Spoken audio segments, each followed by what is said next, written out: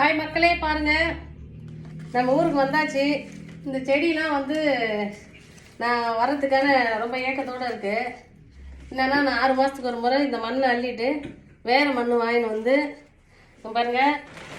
மண் இதுவே தனியாக வாங்கின்னு வரணும். நான் நம்ம ஊர் மாதிரி கிடையாது, ரோட்டில் நீலாம் வைக்க முடியாது, நம்ம குப்பை கூடலாம் வச்சு செய்ய முடியாது. அதனால் ஒரு மூட்டை மண் வந்து நம்ம ஊர் காசுக்கு ஒரு 500 ரூபா அப்படி இருக்கும்.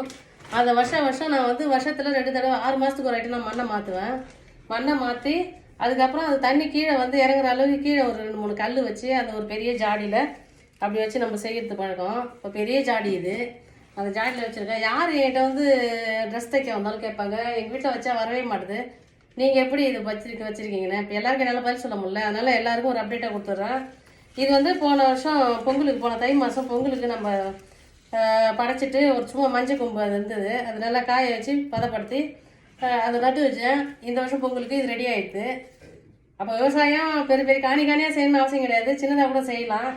இதை வந்து நம்ம அதிகமாக பயன்படுத்திருக்கிறது வந்து ஒன்றுமே கிடையாது. இந்த மண் போடுவேன், டெய்லி நான் தண்ணி குடிக்கும்போது ஒரு டம்ளர் காலையில் இருந்தால் இதை கவனிச்சிட்டு தான் மற்ற சாமி கும்பிட்ற வேலையோ சூரிய நமஸ்காரமோ எதுவுமே செய்யறதுக்கு முன்னாடி நான் இதை செஞ்சுருவேன்.